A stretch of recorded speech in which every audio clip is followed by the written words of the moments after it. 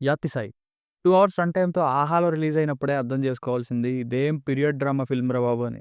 అసలు సఫిషియంట్ డ్రామానే లేదు. ఒక్క ముక్కలో ఈ సినిమా ఎలా అనిపించిందంటే చేతలు తక్కువ, మాటలు ఎక్కువలాగా అనిపించింది. స్టార్టింగ్ చూసి చాలా బావుందనుకున్నా. ఇన్‌ఫాక్ట్ మధ్య మధ్యలో ఫైట్స్ అయితే మాత్రం సూపరుంటాయి.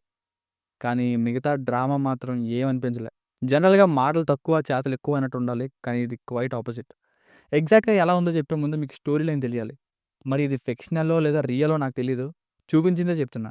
నా తండ్రి రణవీరుడు అంత గొప్పవాడా అని అడిగేసరికి ఆ మనవడికి ఆ ముసలాయన స్టోరీ నరేట్ చేస్తారు ఫ్లాష్ బ్యాక్‌లో. అక్కడేమో చోళుల్ని పాండ్యులు ఓడించిన తర్వాత ఓడిపోయిన చోళులతో కలిసి ఈనర్ తెగ వాళ్ళు పాండ్యుల మీదకి వెళ్తారు. కొది అనే వ్యక్తితో మెయిన్‌గా.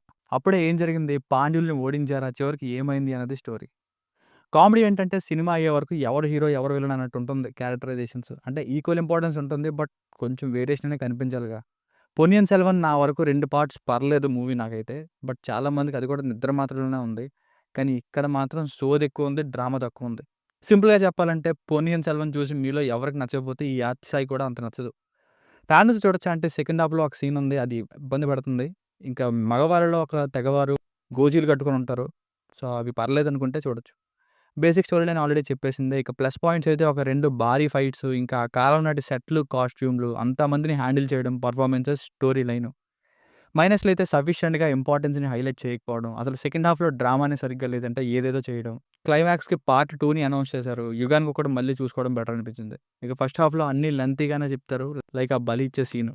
సో, ఫైనల్‌గా మూవీ యొక్క స్టోరీ అండ్ అటెంప్ట్ బాగున్నప్పటికీ సినిమా మాత్రం ఇంట్రెస్టింగ్‌గాను లేదు, ఎంగేజింగ్‌గాను లేదు. నెయిదర్ ఇంట్రెస్టింగ్ నార్ ఎంగేజింగ్. దీనికి రేటింగ్ వచ్చేసి ఇది నా ఒపీనియన్ 2.255. మీకు కనుక వర్క్ నచ్చినట్లయితే మరిన్ని రివ్యూస్ కోసం మన ఛానెల్‌ని సబ్స్క్రైబ్ చేసుకోండి. Thank you.